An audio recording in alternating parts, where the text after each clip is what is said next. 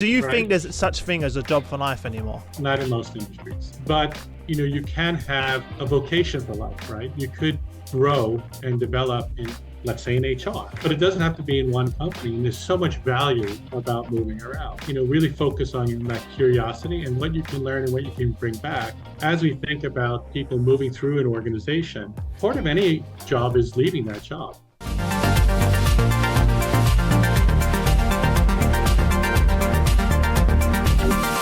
Bill, welcome to the show. How are you, my friend? Good, good. How are you, Chris? I love it. I love it. I love the artwork behind you, by the way. The ship looks super cool. Yeah, my wife is an underwater archaeologist by Wow. training. Yes, so she did a lot of work with 17th century warships, Viking warships. She's from Sweden, Amazing. so she Dude. doesn't do that now. It's hard to find work in that area, but I do. I feel like right. she should be making documentaries. Like, it should go. I'm like a big like treasure documentary kind of guy. Like I watch all the movies, all the documentaries when it comes to like treasure and stuff. Like, I'm obsessed with stuff like that. So what an incredible job to have. Yeah. She found anything cool? Like. We were on vacation in the south of Turkey once in Sida, and she went into the beach, into the water, and she pulled out something, and I'm like, come on, stop taking garbage out of the water. Yeah. It's like, no, it's an artifact. And I'm like, no, it's garbage. So I brought it to the museum there, and it was a piece of 5th century pottery. No. Right? Yeah, I do not lie. Wow. And it's me, I would have tossed it in the bin. But she's like, no, we got to take it to the museum. We have to make sure it's preserved. Right? Wow. So she gets to do that, and we get to talk about HR. Yeah, some people win, some people lose. I'm only joking. All right. Before we jump in, tell everyone a little bit more about yourself, your background, and then the role that you're currently in now, and then we'll jump in. Okay, so obviously a lot of experience, 25 years in both corporate communications and HR. Worked with major consultancies and worked everywhere. I was just thinking about it. I haven't worked in Antarctica, but other than that, I've been working in every continent. Lived and worked in the Middle East, Europe, U.S., and spent considerable time in Asia. Wow. And major transformations, major projects, usually of a global nature, but have also done everything from transitioning a family business into regional firm versus Fortune 500 companies, right? So the full breadth of it. Right now, working with Sabic as a senior advisor, strategic HR, and doing a lot of different projects, and that a lot of focus now on engagement and well-being as the hot topics for the new workforce, especially with the change in generations. Love it. Wow. So when you were saying that, I was thinking, what continent have you worked in? Not worked in. That's fine. Have you done all of them? No. What are you missing? You've pretty much done most. Antarctica. Oh. I've heard that penguins are resistant to coaching, so I avoided Antarctica. Yeah. And they're resistant to change. Otherwise, they wouldn't live in such a cold place all the time as well. Exactly. They must love it as well. Wow. I know that one of the things that I want to start with is that you're really passionate about sort of the journey of HR, right? Of where we started to where we are now. I've only been doing this for 20 years, since I was 17. But even in my time, I've seen, not to age you, by the way, but it's just almost like unbelievable, the transformation that we've been on from where we started to where we are now. It's almost unrecognizable, and the skills, competencies, the frameworks, everything has shifted. So I'd love to hear your thoughts on your experience when you first joined the profession and what you've seen as the major changes that are going to shape the future of HR and therefore the future of work. Fantastic. And just to start off with, since we're in HR, we're not old, we're seasoned professionals. Okay, so we'll just start there. Is that what you say? Okay. I'll stick to that. That's fine. That's fine. Yeah. Very seasoned with my salt here, but No, but if we think about HR, really from the beginning, late 1800s, early 1900s, it started as personnel departments, really helping the ebb and flow of the supply of employees for companies because of war efforts, right? They really needed a way to think about how to ensure we can keep producing, even when there's fluxes in the workforce and changes in the workforce. And the focus was really around hygiene factors, right? How do you get people in roles? How do you fill those roles? How do you get people paid? All those type of things that, you know, as beings that we're most concerned about, right? You want to do a good job, you want to get paid for it, you want to be safe, and be good at what you do. Um, as we got to, let's say, the 1950s, HR started adding pieces around, much more around HR management. So looking at job evaluation, Ed Hay did in the mid 40s, 43, around banks to be able to compare jobs. You had organizational design come in and people really thinking about, okay, how should the organization be structured? And then when you started moving into the 80s, that's when psychology started to become more of a factor. So a lot of work by McClelland out of Harvard, and then also people like Galbraith for the STAR model and other things, for example. And a lot of people studied that during the time. There were a lot of universities and colleges then introduced that. Yeah, and it was a hot topic. I mean, especially if you think about Stanford and Harvard being the two powerhouses in psychological research. Some of it, which today would not be allowed, it was a bit dodgy. But really trying to dig deeper into people and thinking about how people work. And then as you started moving to the 90s, you had more thinking about, okay, what are the different factors impacting the business? Like, Bert Litwin model, looking at external, strategic, operational, individual factors, right? How did it impact business and how did it drive it? And then we had Ulrich come with, okay, how do we transition HR for this? And he had this flow where HR would involve into this business partner. And if you think about it, at the time, it was quite inspirational, but it was also aspirational. And so just wondering if that really happened, or where are we right now? And if we take a step back and say, okay, if we were to ask a CEO at the top of the house or a line manager that are really at the very core of the work, how would they rate HR today? How do they think HR has helped them? How do they use data? Where are we? And as I look at it, HR really wanted to help. And by trying to help, they focused so much on the how. Like, oh, they need this. How are we going to do it? How do we drive this? How do we get there? And maybe didn't spend enough time asking, so why do you want to do this? And how is this going to help? You kind of inadvertently became order takers. Exactly. And it became like the service industry. Exactly that, right? And we try to get better and better at it. And that impacted that HR business partner model. There wasn't a lot of pushback, or isn't a lot of pushback, and it's really about driving that. So, we've gotten better at those core things, better tools, but it's the same processes and procedures, right? It's kind of stayed there since the 80s. And before we skip on to the next part, how did the Ulrich business partner model change HR forever? Well, it was really thinking about less focus on just the operational pieces, the transactional pieces that personnel did very well. Again, I'm seasoned enough in Europe, have had a personnel department, which I love.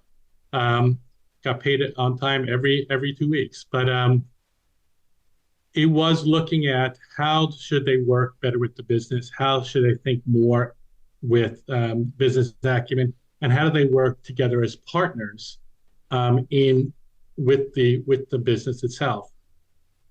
And as I don't think that partnership ever really evolved. And going back to what you said about order takers, if you're going to be partners, it takes two willing parties to be partners, Yeah, right? because If it you're going to goes say like, both hey, ways. I'm It a goes both partner, ways. Yeah, yeah, exactly. And yeah. so, I don't know how that really, it never developed, and there was not enough pushback. And that has a lot of reasons. There was a lot of stress in the 80s and 90s in terms of deliverables, a lot of situations with situations with layoffs, recessions, and other things, and that put a lot of pressure on HR to deliver. Um, but again, we still, and even today, you're thinking about this kind of industrial mindset of we're talking about hours, we're talking about days, we're talking about being in an office, we're talking about things that are very boxy, and not fluid like they need to be. Um, and then also what that happened in terms of that partnership, the way the partnership has worked is it seems that HR has taken over more and more of a line manager's responsibility Mm. towards their people. And it's almost like they're saying, oh, well, it's a people thing. It's HR. It's not that they're my people. I need to take care of them. I need to develop them. On that Which point, puts, one thing I'll add on that point, there was a controversial interview that happened in the UK a few years back with the CEO of Octopus Energy, a big energy provider, and he yeah, said on the BBC that he has no HR because that's the role of his managers. yeah, And therefore he doesn't have a HR department, and it was like really controversial. And he said, it was a bit, we don't need HR, we should have managers and leaders take the responsibility. So in some instances he is correct to your point, but he went a yeah, bit too far on yeah, on the other side. But a lot of what he said is true. Like many companies now are leaning way too heavy on their HR team as opposed to really creating a culture of accountability and ensuring they're developing and hiring leaders that can deliver really, because they're the ones working directly with our employees every single day. They're the contact, right? They're also the reason people leave companies, who've seen in the research, the leaders yeah. and managers as well. So I love that point that you made. Yeah, and one thing we also have to remember, right? It's not one size fits all. So 100%. depending on the company and depending on the place and depending on the culture, that ratio of HR to line manager will be different. And there are different situations, especially if you're working in a plant or something else, whether you're working in office. Um, but what happened is, because of that, is HR was starting to be seen as the police, right?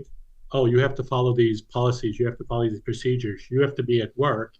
Um, and then when something went wrong, they also became the scapegoat, right? So um, they got it from both ends. It's like, oh, let's run, HR is coming, right? Do you think there was a mistake in branding or like positioning that we called it a HR policy as opposed to being Um, the business policy? I know it's a really random statement, but because then you kind of we put HR in a position to be the police, if that makes sense, by calling yeah, it no, the HR policy. Oh, it's the HR.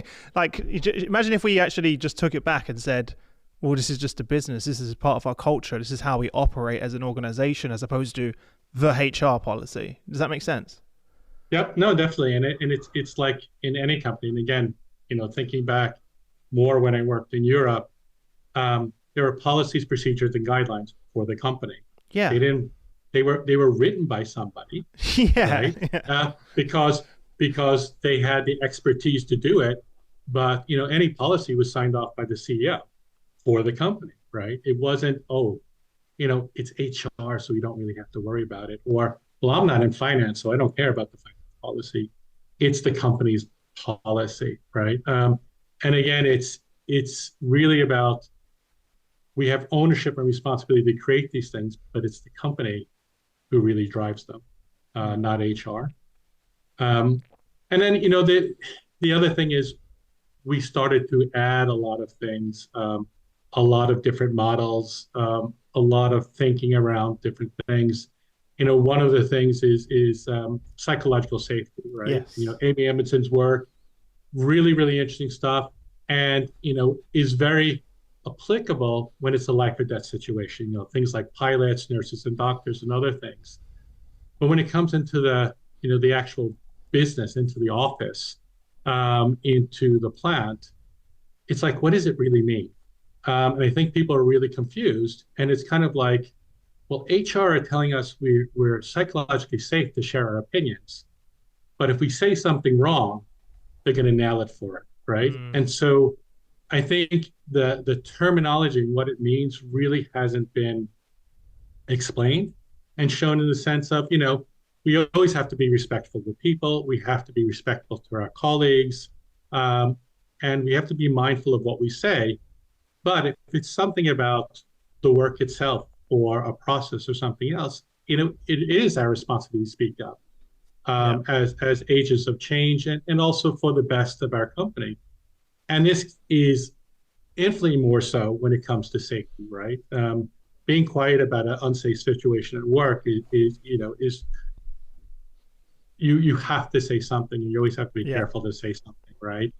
Um, and then I think also one of the situations as HR expanded and blew up, because again, thinking back to the older models, Yeah, talking about is that, that because you've got like the 8 box model, you've got the HR value chain model, you've now got Josh Bersin's systemic HR model, you've got Harvard, how Harvard has their own model. There's like there's the Warwick model I came across recently, the Ulrich model, of course. yeah, It's kind of a bit of a minefield for yeah. for companies. And that's the thing is, we had a large personnel department in the old days and a small HR department that was focused on development. Now we have a lot of HR, and those hygiene factors that people care most about seem to be pushed to the back, and everything is focused about whatever comes out, right? Now we have to be a skills-based company. We have to have a double matrix organization. We have to focus on the value chain. And people have really gotten away from what are we trying to do and how do we impact the bottom line of the business, the top and the bottom line of the business.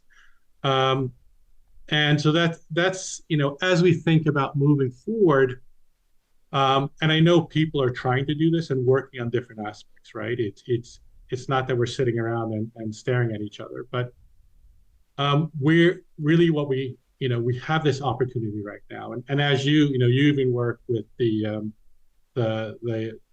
pilot tool that you've come up with, Yeah. AI is giving us an opportunity to really make the hygiene factors efficient, and help our organizations. And tech taking over a lot of that admin data, from HR, a lot of that remedial work, and really focus on what do we need to do, what do we need to do in terms of skill and capacity to drive impact, right? And then reduce that everyday work friction for an employee, right? Remove that bureaucracy.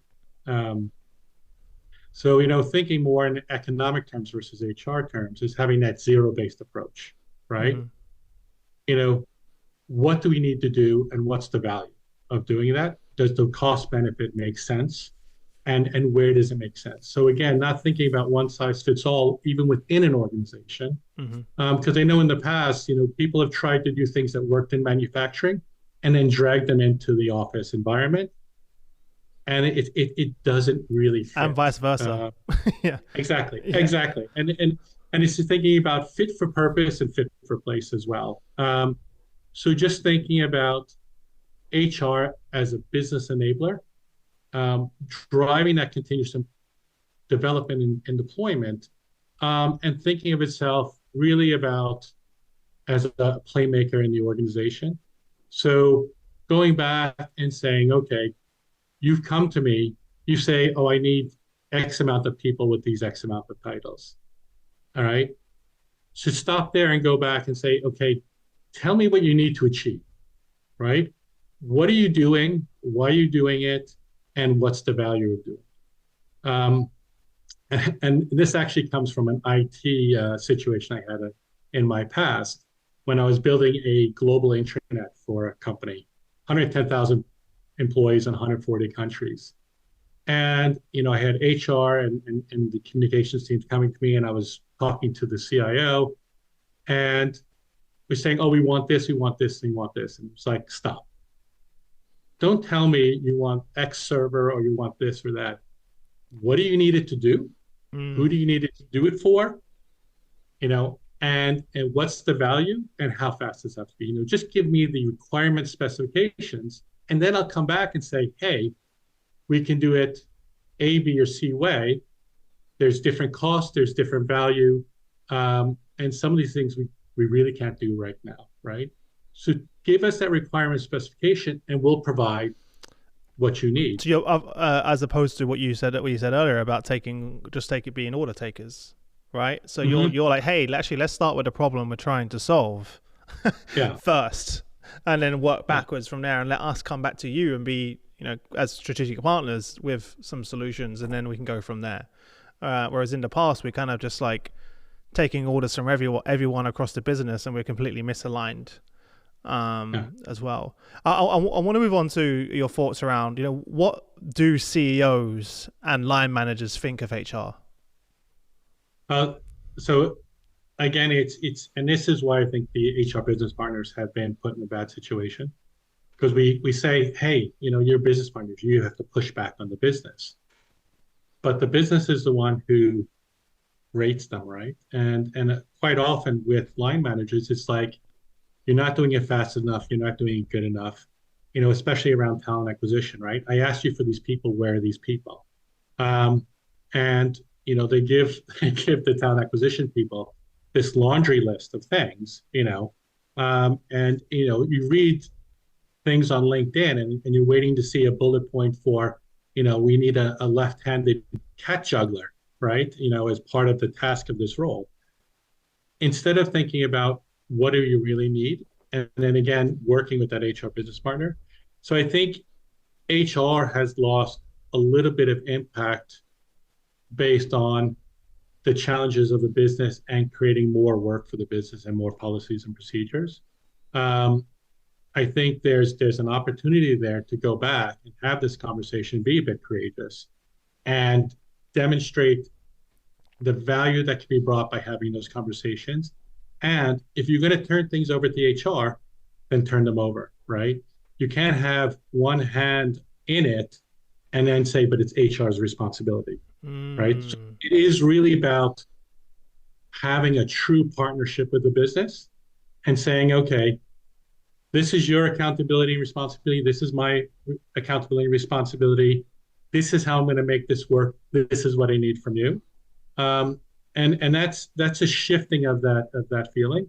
But again, I when I often talk to colleagues, it's about, well, they're complaining about this, and we didn't do this quick enough, and then it really wasn't what they wanted.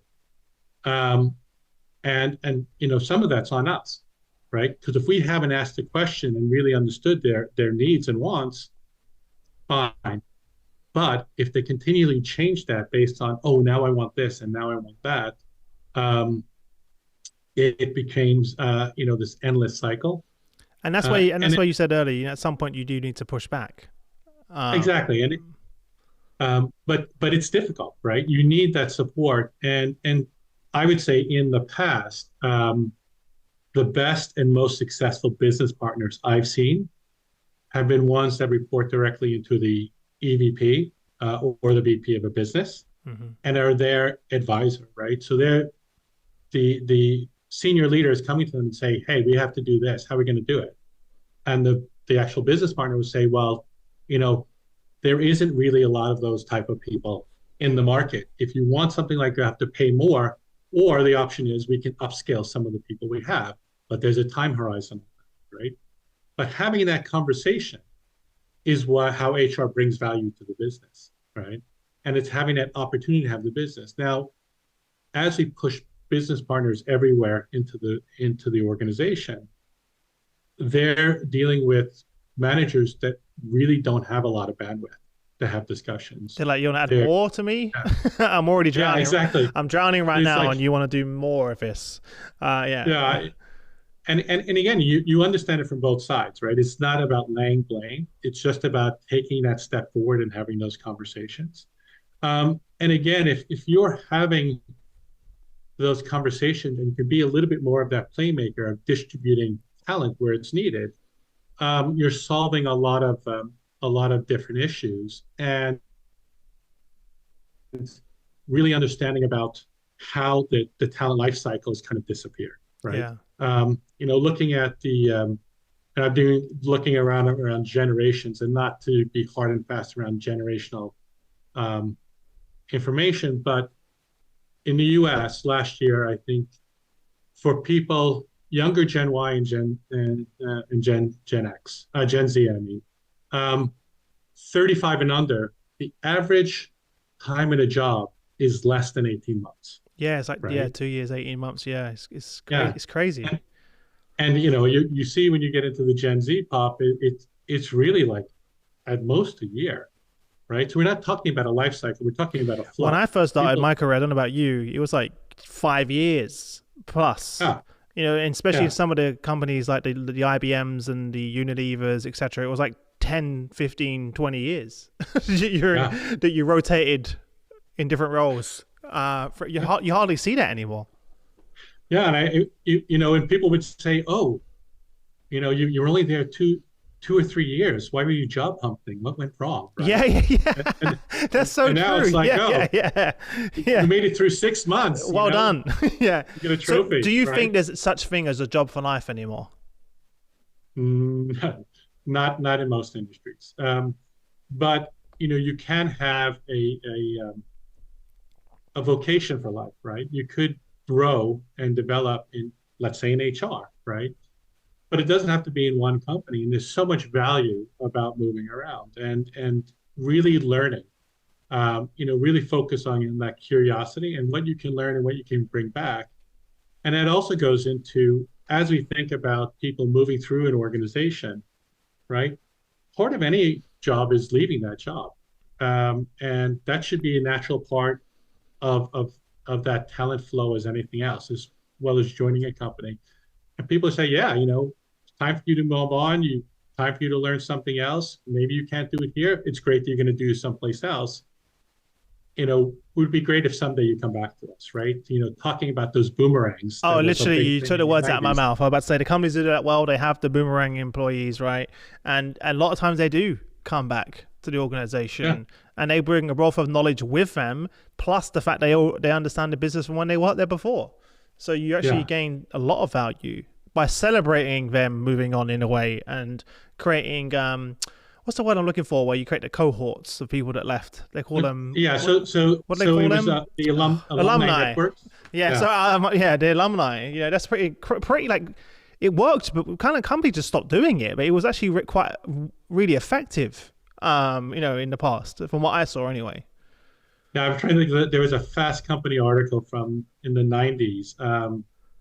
Um, Hired today, gone tomorrow, I think it was, Mm-hmm. and they talked about how these alumni networks really help companies, both in terms of their branding for talent acquisition, saying that, hey, I worked at company X and they were really good to me or left. I'm still part of the distribution network for information. You should go there. Versus somebody saying, they kicked me out the door, they gave me a box, don't go work there, right? So those detractors, but especially those people that were boomerangs, where they were there to part in a time in their life, they went out, they did something else, and they said, you know what? I'm still a connection. Maybe I should go back and talk to these people and see if there's something for me now, 100%. now that I've learned more and do more, and bring value back to that organization. Yeah, I tell you, a company Um, does that very well. We did an event years back at Johnson and Johnson's HQ in New Jersey, and I remember they had like an alumni meeting, and there was hundreds of previous employees at their office at like an alumni meeting, and I was like, this is amazing. Like they don't even work here, but they're all here. And I don't quote me on this, but I'm pretty sure that J&J also opened their facilities to the alumni to be able to use their work areas and the cafeteria. And I was like, wow, like this is incredible. Like talk about nurturing and building the relationship. And you also then in some ways retain some of that knowledge, just kind of yeah, like, leaves that, walks out the door of the organization yeah, as well. I just thought that was fascinating that all these people were there and they weren't no longer working in the company. I mean, I was pretty mind blown at the time. yeah. I know when I repatriated to the U.S. and worked for Honeywell, it was right there, the same area, and I loved going to the office. And you had people that retired would come into our Yeah. offices and use the gym, and get stuff, I and couldn't believe it, eat the honestly. I think cafeteria. one thing I want to ask you back to the manager thing. Yeah, Based on your experience, right, across the whole world, what do yeah. managers really think of HR? What do managers really think of HR? Yeah, like, Um, I mean, you've spoke to hundreds, you've worked in different companies all over the world. What are managers' perceived perspective of the value that HR brings to the business, or maybe even frustrations? I think it's very different from place to place. Hmm. Um, the if you think about the U.S. and the Americas, there's much more rules. Working in Europe, I spent a long time working in Sweden. It's much more egalitarian, and also the Middle East. There's a real reliance on HR to support people, and there's a lot more. I say in the Middle East, there's much more care and loyalty to the employee, which gives HR a bigger importance. So, if I kind of break it down into um, in Europe, I saw HR much more as that personnel department, providing all those hygiene factors, making sure that you were taking care of, talking to the works councils, making sure that you as an employee were taken care of and given. And then on the other side, the strategic HR was very much about development and deployment, right? So they had, I would say, a fairly reasonable view of HR. In the Middle East, I see it very much as, again, that extreme focus on the well-being of the employee. So they see HR as a very necessary factor. But at the same time, frustration over too many policies, procedures, extra work, and at times not delivering as much value to the business as they can. Where I see, if I think about a US centric model, it's really about, I'd say, employee relations, and very much, as a litigious society, uh, about what can go wrong, how we're going to get sued, we're not going to sue, Yeah. what you say and not say, Hmm. and so that impacts a lot of the good things that HR does here in terms of adding that value. So it becomes very much like what experience you've had with HR and where you're working. Yeah. Um, I love so that. again, it's a challenge anywhere, and um, I think there's ground to be gained by HR now, especially by leveraging technology. But there's also thinking around what companies need to change, right? So if we think about what we're just discussing about different cultures in different places, if you're in Europe and you're an employee, well, there are protections around, right? Um, I at one time I had a 6 month notice period, which was a little bit extreme. But you have 3 months notice period, right? You go into a company, you have a test period where you can say, "Hey, this is working for you. No, it's not working for me." The same from the company side. There are a lot of protections for employees. Where in the U.S., I think during the 80s and the 90s, companies had to flex, and the people that lost out were employees, right? They became a little bit, I would almost say, disposable human resources based on share price. Yeah. Um, What's the and so current if what's you the look at, current notice period now you have to give in the US? well, really nothing. It's It's it's basically um, nothing, right? Yeah. yeah, it's a courtesy to give 2 weeks, but It's a it's the same way courtesy. the other way around. Wow. Yes. So people just don't show up sometimes, and even with people that interview that accept jobs don't show up. But a lot of that trust has gone, and so when people talk about Gen Y and Gen Z not being loyal or not wanting to work or anything around then, it's they've looked and seen what happened to the previous generations, and they're saying, well, I'll give as much loyalty as I get. Hmm. I'll give as much effort as I'm rewarded for. And they're in a sense also taking on a partnership between the employee and the company, right? And so they'll go to where they're treated the best. And that's the nature of the beast today. And that's why HR even has a greater importance in terms of being that business partner to the business and explaining this is what our people need. This is the ebb and flow. They're looking for experiences, they're looking for development, and they're looking for contextual recognition and reward, right? So these annual cycles of performance management and that you do on a yearly basis don't work, right? You do something good and you're saying, well, we're going to reward you for it. It's like, okay, where is it?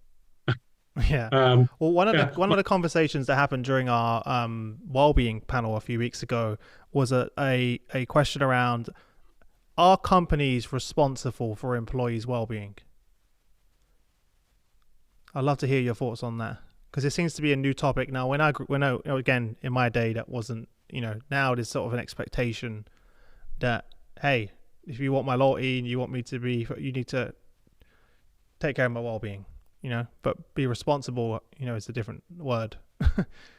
um, so I would frame it this way. I think companies have always been responsible for their employees and total employees, and this kind of segmentation of work versus non-work. Mm-hmm. You're a person, right? You don't transform when you open up the door of your office.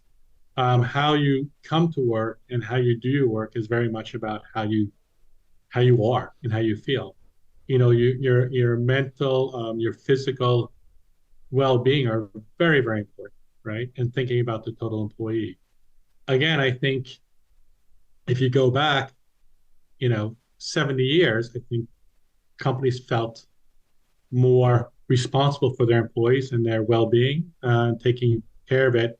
And again, we had a dip in that, and now I think it's more pronounced in terms of what we're talking about. But companies have always been responsible for their employees and thinking around, if you want to get the best out of someone, then you have to take care of them. Now there are limits to that, right? Putting those things out in terms of benefits is a very big way to show added value of working for a specific company. And just thinking about what you can do in terms of thinking about how they're treated on the job, and then what challenges they're having when they come to work. And when I've talked to some CEOs, when they've succeeded is when they've had people managers that have seen them as a person, thought about their situation, whatever that may be, and been flexible around allowing them to do work. And that goes back to what we were talking about before in terms of this industrial mindset around work hours, work weeks, Yeah, of workplaces. course. Yeah. Yeah.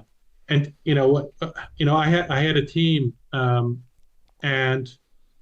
this is a while back, but it was my job to be fair and set the job requirements. But I told them, I don't care if it takes you 4 hours or 40 hours, right? That's up to you. And if you need help to do it better, I'm here, or I can get you help, right? But you do it at your pace and you do it where you need to do it. And there are two requirements for me.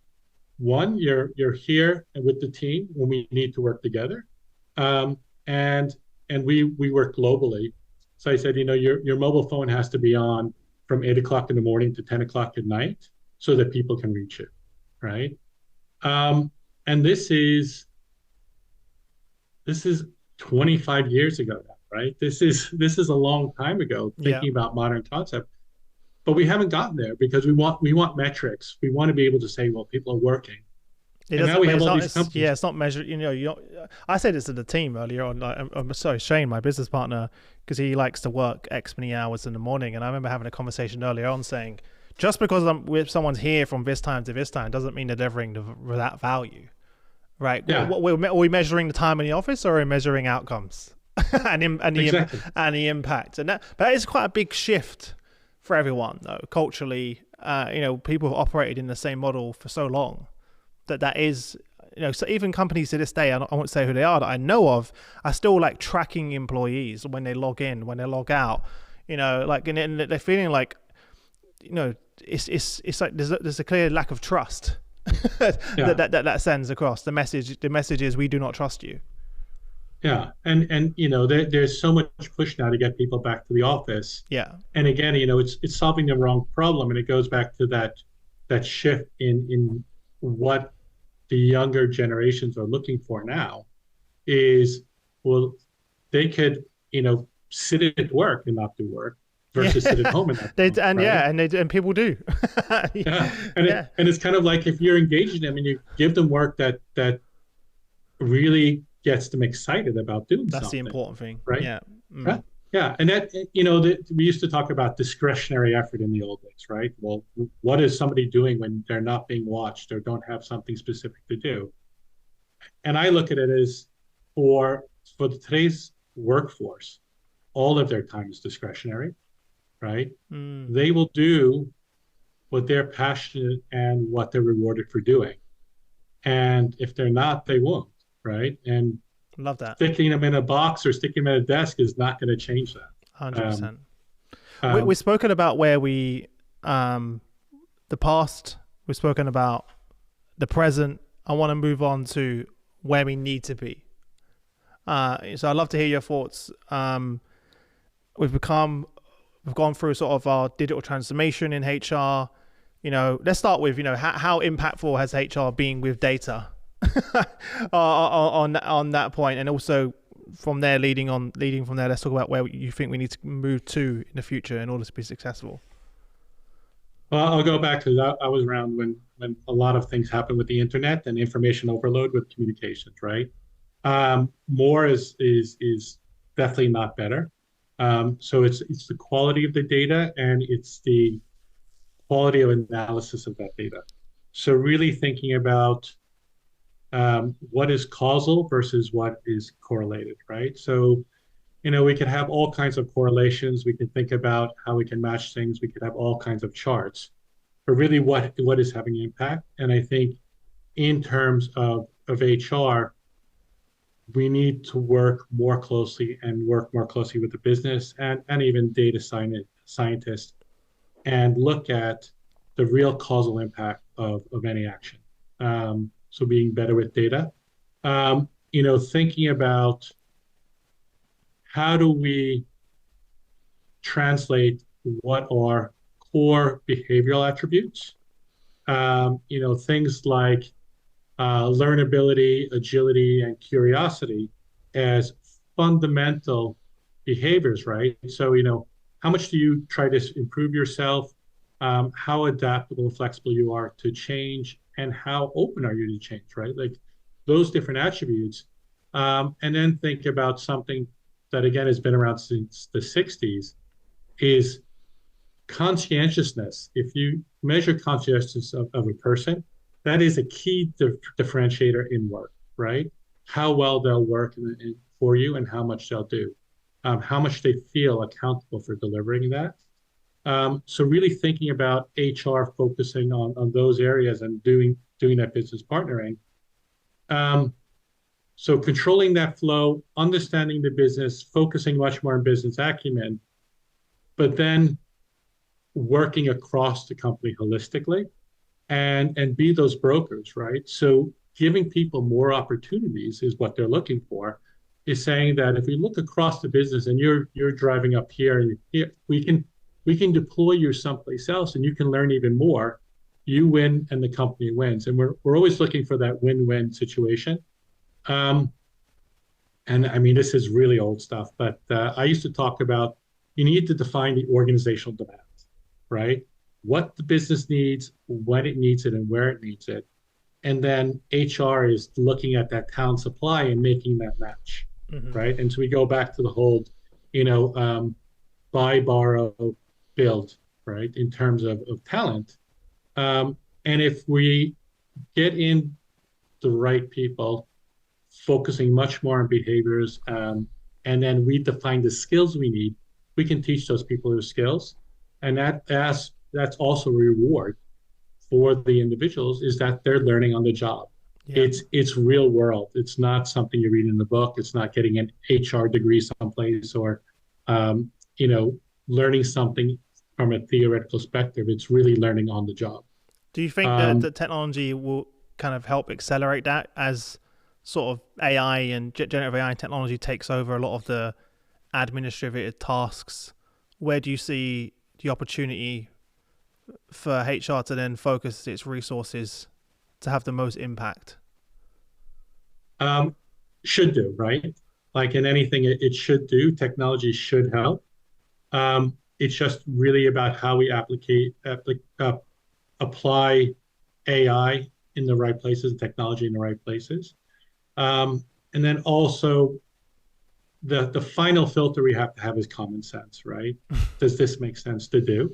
And I think we've gotten away from that. Yeah, I'd say we forget about that one sometimes. Yeah. So it's like I have the data, and it's like, yeah, but I'm not sure that's really correct. But that's where the but that's where I feel like AI will technology will free us up to spend more time in that place.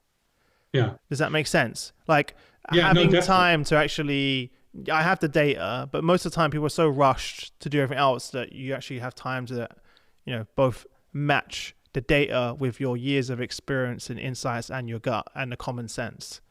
Then make a decision, because that's, you leverage the years of experience that you have with the data, because the data never tells the full story. You can make the data look and sound however you want. Exactly. Let's be honest, as well. So that is super important that you have both coming together. Yeah, no, definitely. And I was just doing a course on AI, right? And talking about some of the outputs. And the idea is that AI is doing a lot of the grunt work, right? And it's still learning, and it's also pulling from what's out there. So it does that grunt work. What we always have to do that step is start looking at that, challenge the outputs. Yeah. Put that filter on, use that common sense, and then also have conversations, right? So, one of the things early as a consultant is one of my managers said to me is all of this data information is just to help two people have a conversation about what's needed and why, right? So the data and the technology isn't the answer. It's a way to help us have a conversation and together work out what is the right answer at that time. And then nothing is chiseled in stone. Is being agile in terms of, we tried this, it didn't work, right? That's okay. We can learn from that and move forward. And one of the biggest things I try to impart to people is we always go through that lessons learned, right? What went well, what didn't go well, what would we have done differently? Mm-hmm. What did we forget to do, right? And that, as really being learning organizations, is to keep that focus on how do we improve all the time. And then you can also start to map. You can also start to map out, so for many years, me and Shane kind of built our company, but at no point did we kind of map out the process or the knowledge that was in our brains. So when you do those exercises, you also start to then map out what success looks like and what are the things that we did that did have the impact. Because if you don't do that, you don't know really what was the magic that made it work, right? If that makes sense.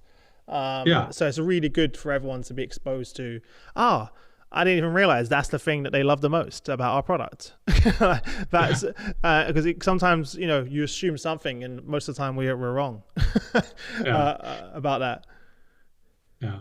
And, whenever I've done process reengineering, right, what do? You go talk to the people that are doing the work. 100%. And they know, they do it day in and day out. And they say, well, they keep telling us to do A, but, I really think we should be doing B. And if we did B, it would make my job much easier and we'd be able to do it much quicker. 100%. Yeah. Yeah. One of the things that you said is, or in the notes that we prepared was, get rid of the industrial revolution metrics, processes and procedures like performance management, AIP, etc., and become the playmaker. What does that mean? What does it mean to become the playmaker? So if you, let's say, as a true HR business partner, mm-hmm. right, your first thing is about having a strategic knowledge about the business and business acumen, how the business makes money, right?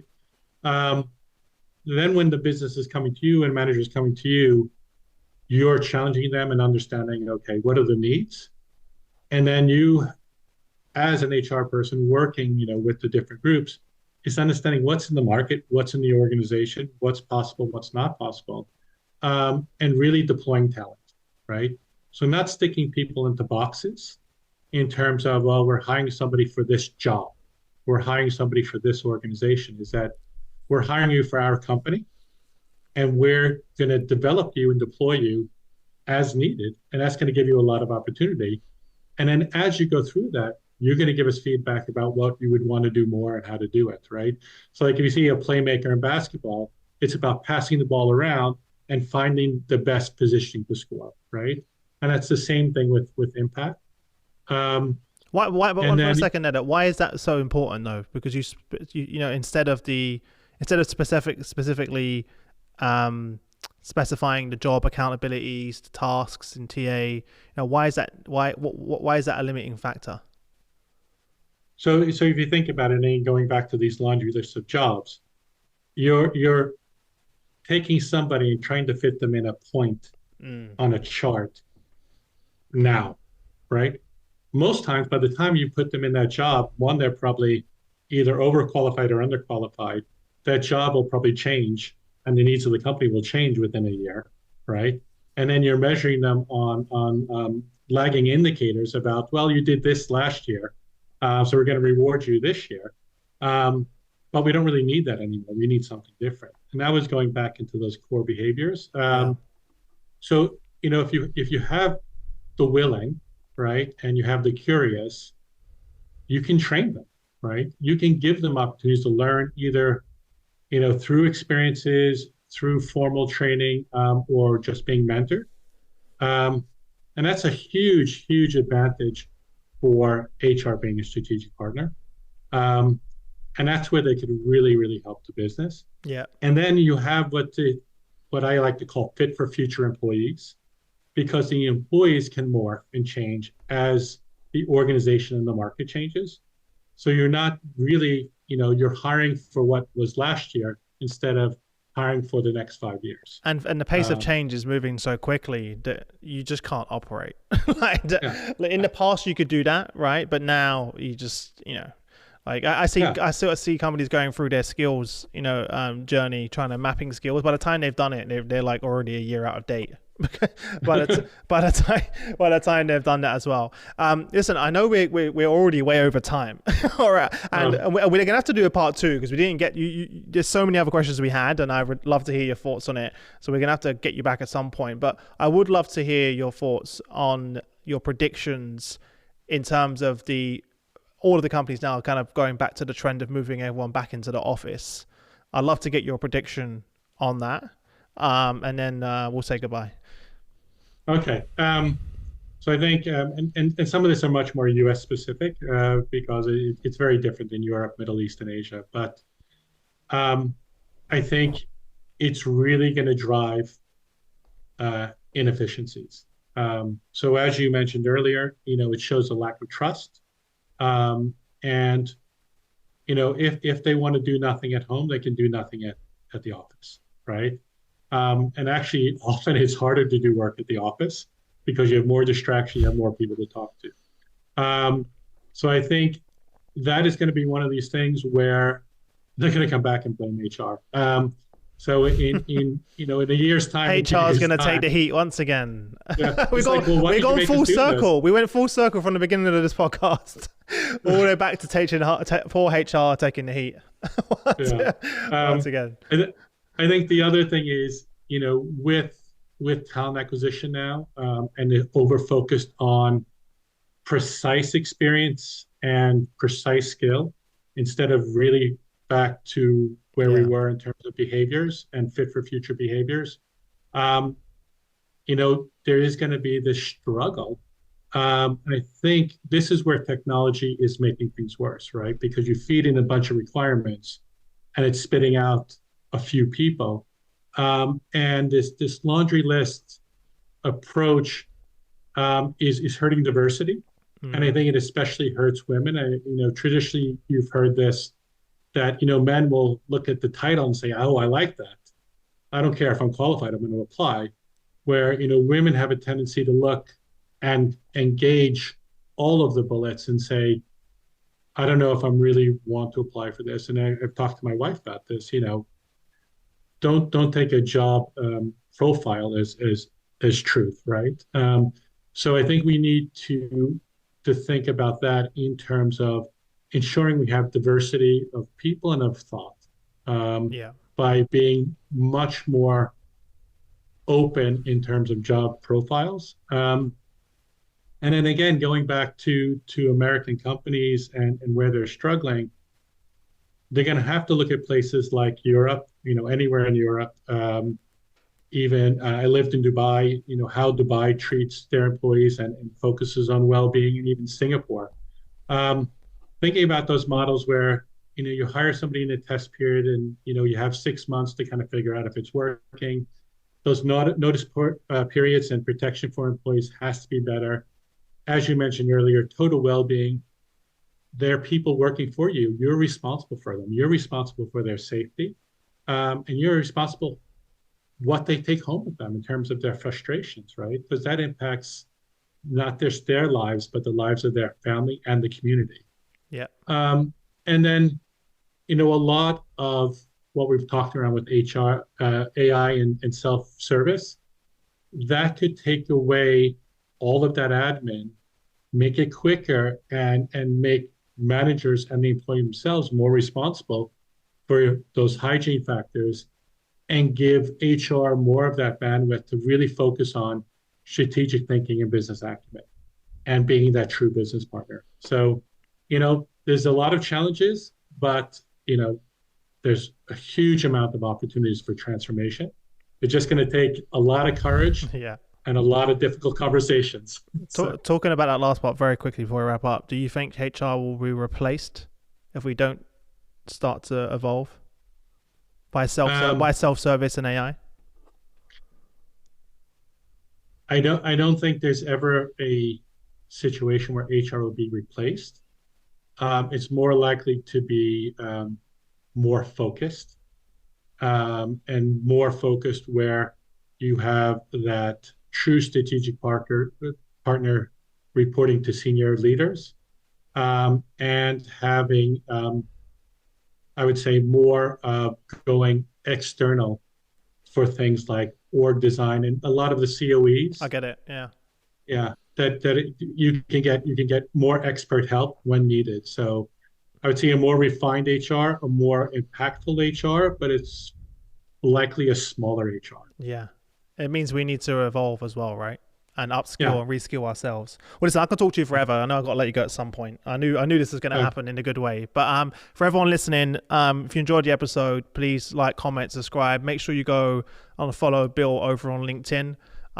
If that's all right with you, Bill. I just threw that out there. I'm going to leave a link to Bill's LinkedIn below. Go connect with him. But I love the fact that thank you for taking us through the journey of HR. I'm going to have to think of like the good title for the episode now, The Journey of HR. I'm going to have to come up with a cool title for this. But I really enjoyed it. Thank you so much for joining me on the show. And I wish you all the best until we next week. Appreciate you. Thanks so much. It was great to talk to you, Chris. Take care. Thanks.